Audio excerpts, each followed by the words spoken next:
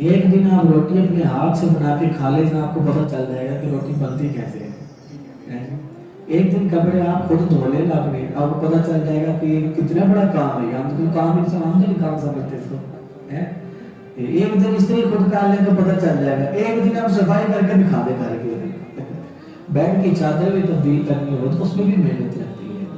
روزانہ کام کرتی ہے، ٹھیک ہے، ان کا بھی خیال کرنا چاہیے۔ نیکیاں جو ہے صرف دوسروں کے لیے بھی ہوتی ہے، نیکیاں اپنے گھر والوں کے لیے بھی۔ ہمارے نبی کریم صلی اللہ علیہ وسلم کی مبارک زندگی ہمارے ایک بہترین نسخہ ہے۔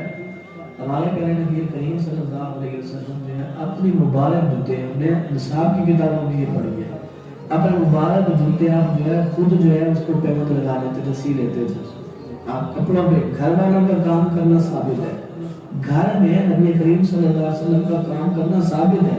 اپنی ازواج مطہرات کے ساتھ، ان کے ساتھ گھر کا کام کروانا، کام کاج کروانا، ہمیں بھی کروا دینا چاہیے۔ اس میں جو ہے گھر والوں کو بھی آسانی دے، یعنی لبے لباب یہ دعا اس مہینے میں ہماری وجہ سے اگر ہو سکے، کسی کی زندگی میں آسانی پیدا ہو سکے تو اس مہینے میں ضرور آسانی پیدا کریں دوسروں کی، ٹھیک ہے۔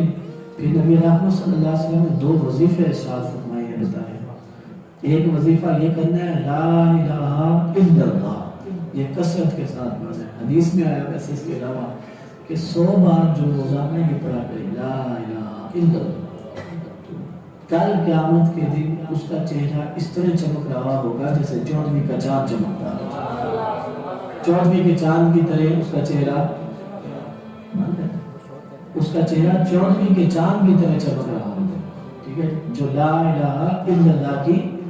کثرت کرے، اس مہینے میں کثرت کرنی ہے۔ دوسرا استغفار، یہ ہمارے نبی کریم صلی اللہ علیہ وسلم نے وظیفے ہمیں دیے ہیں، یہ میں نہیں بتا رہا آپ کو، ٹھیک ہے نا۔ تو دو وظیفے آپ کر لیں، ہو سکے تو آپ 100 باری روزانہ جو لا الہ الا اللہ پڑھ لیا کریں رمضان شریف میں، اور 100 باری استغفر اللہ کی تسبیح فرما لیا کریں،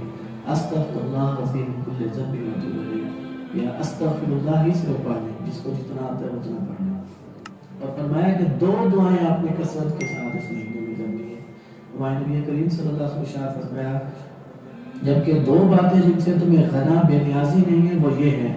ایک اللہ تعالیٰ سے جنت طلب کرنا، دوسرا جہنم سے اللہ عز و جل کی پناہ چاہنا، یہ دو باتیں، ٹھیک ہے۔ تو یہ دو دعائیں، جنت کی دعا مانگا کریں، ہم اور ساری دعائیں مانگتے ہیں لیکن جنت کی دعا ہم نہیں مانگتے، ہمیں پتہ نہیں ہے۔ دنیا میں اگر کوئی طلب کرنے والی شے ہے نا جسے روزانہ دعا میں مانگنا چاہیے وہ جنت ہی ہے، آپ اندازہ کر لیں، وہاں وہ ساری چیزیں مانگتے رہتے ہیں جن کی تعریف اللہ نے نہیں کی ہے، اور جس جنت کی اللہ نے تعریف کی ہے ہم وہ چیز تو مانگتے نہیں ہیں اللہ سے۔ جنت کا سوال اللہ سے ضرور کیا کریں، اور جہنم سے پناہ اللہ عز و جل کی بارگاہ میں ضرور کے ضرور جو ہے وہ مانگا کریں۔